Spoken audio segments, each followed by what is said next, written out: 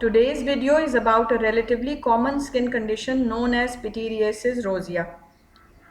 Pityriasis rosea is a relatively common self-limiting skin condition characterized by a distinctive rash.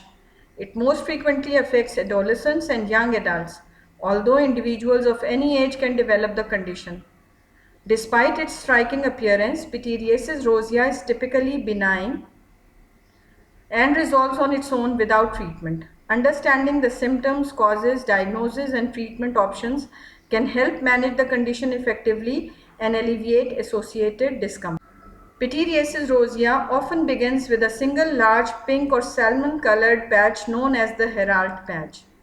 This patch usually appears on the trunk, particularly on the chest or back, and can measure 2 to 10 centimeters in diameter. You can see the Herald's patch in the slide. The Herald patch may be mistaken for a ringworm infection due to its round or oval shape and slightly raised scaly border.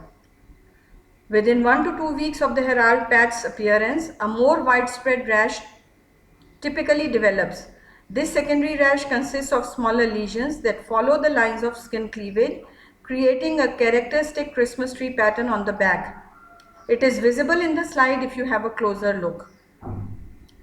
The lesions are oval and can range in size from 0.5 to 2 centimeters.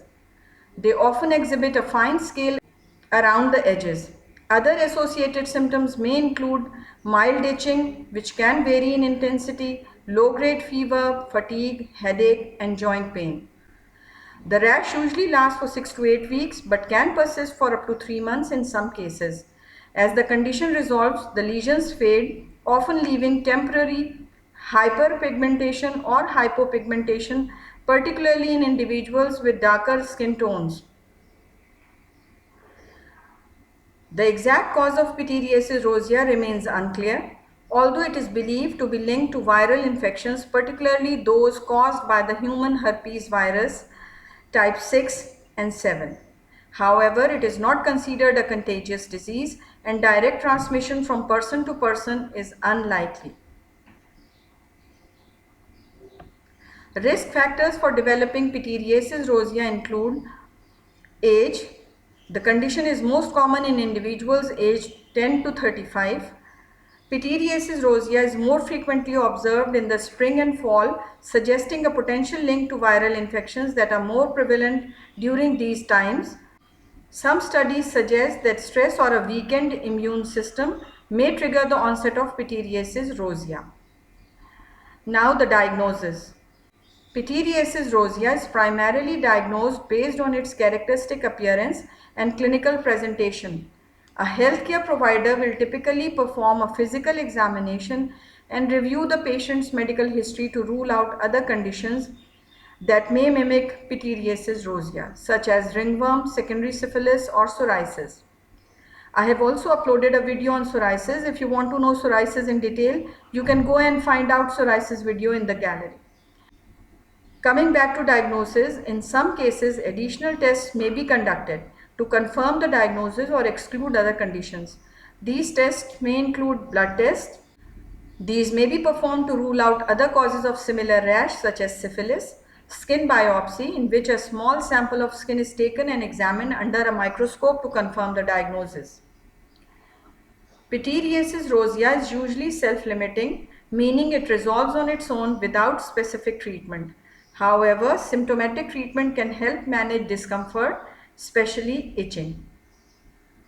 Common treatment approaches include mild to moderate corticosteroid creams or ointments that can reduce inflammation and itching. Oral antihistamines can help relieve itching, particularly at night. Lotions and moisturizers can soothe dry skin and reduce irritation.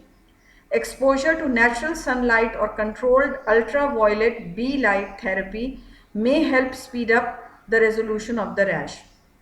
Patients are advised to avoid activities or substances that can irritate the skin, such as hot showers, harsh soaps, and tight clothing. Keeping the skin cool and hydrated is essential in managing symptoms. The prognosis for pityriasis rosea is excellent. The most cases resolve completely within 6 to 8 weeks. Recurrences are rare but can occur. While the condition is generally benign, some individuals may experience persistent post-inflammatory hyperpigmentation or hypopigmentation, especially in those with darker skin tones. These pigmentary changes typically fade over time.